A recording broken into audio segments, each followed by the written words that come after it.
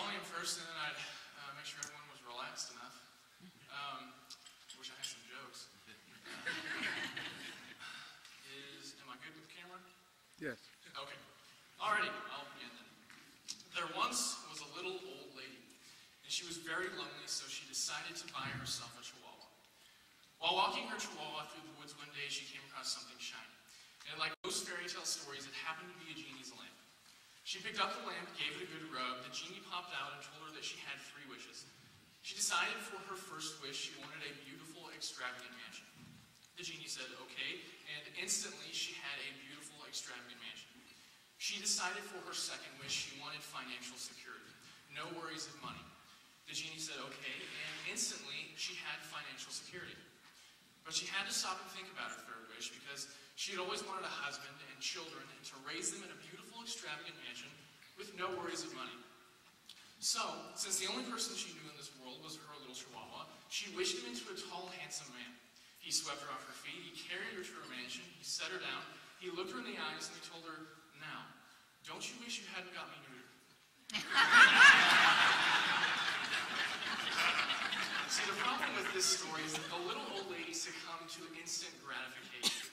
Unfortunately, this created a contrast between the difference in investing in oneself and investing in someone else. If the little old lady had used the 4-way test, is it truthful? Is it fair? Does it build goodwill and friendships? And is it beneficial to everyone? Then maybe she could have used her ability to invest in someone else's life, instead of investing in herself and then ending up unhappy with money and nothing else. But there are 3 main things that we can do or that can result from using the 4-way test. And the first one is that it results in material success through moral connections. Second of all, it results in our ability to invest in something other than this world.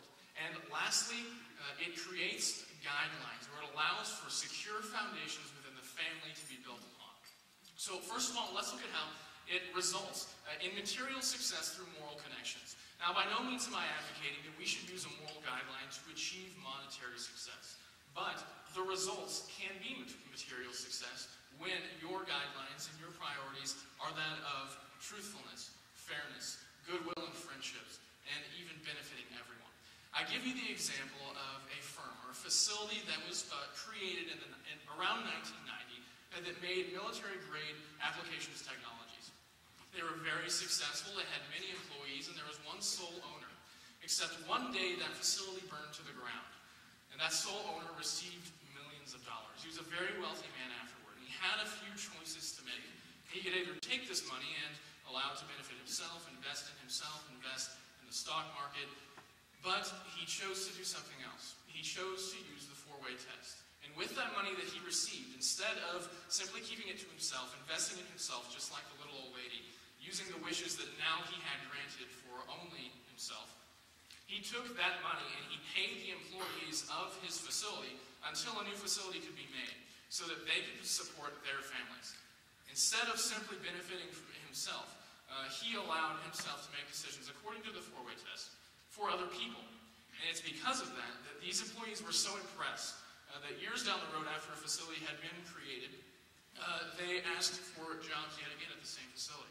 It's because of the trust and the connection that they now had with this owner that they made him the most successful owner of any private firm or facility making weapons-grade technology applications ever. He was extremely successful because of the fact that he had connections with his employees, he had trust, he had fairness, he benefited everyone, and his priorities weren't simply monetary gain for himself.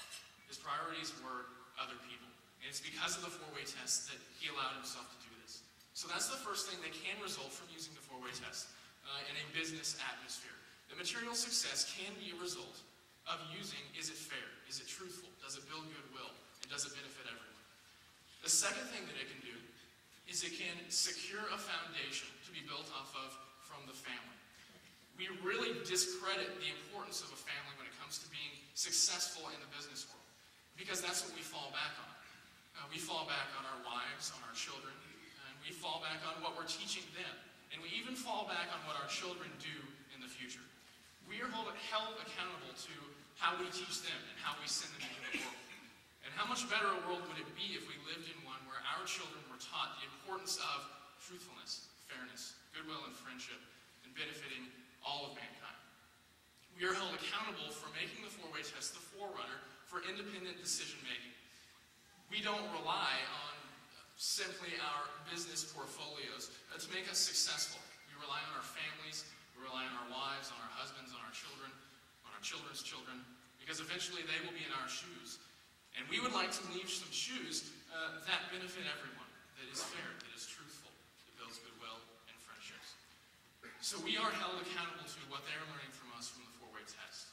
And by using it, we create a secure foundation for our children to build something. The last thing that the four-way test can result in is creating guidelines for investing in something other than ourselves, for investing in the next world, for investing in our children, for investing in society in general. Matthew 6:19-21 says, "Do not store up yourselves treasure on earth, where moth and rust destroy and thieves break in and steal. For store your treasures in heaven, where moth and rust do not destroy, and thieves do not break in and steal. For where your treasure is, your heart will be also." Where is your heart? That's what I ask you today. Where is your treasure? Are you investing in your 401k? Are you investing in a portfolio? Are you investing in the stock market? Or are you investing in people's lives? Are you making the mistake that the little old lady made in the story at the beginning? Are you simply taking what you have, using it for yourself, and hoping that it turns out right, so that maybe you can have the opportunity to hand someone a $5 bill at McDonald's? I challenge you, and I challenge myself, to use what we have to invest in someone else's life, to use this four-way test as a guideline, to determine, am I really investing in someone's life, or am I just simply doing something that makes someone else happy? We can use the four-way test of determining whether or not it's truthful, whether or not it's fair, whether or not it builds goodwill and friendships, and whether or not it benefits everyone, to determine whether or not we're actually investing in someone else's life, or whether we're taking our three wishes and wishing for a house, some money, a husband, more money, another house, another car, then some more money. We can use this four-way test as a guideline for determining where we're making our investments, because it's one thing to invest in yourself, and it's another thing entirely to invest in someone else's life.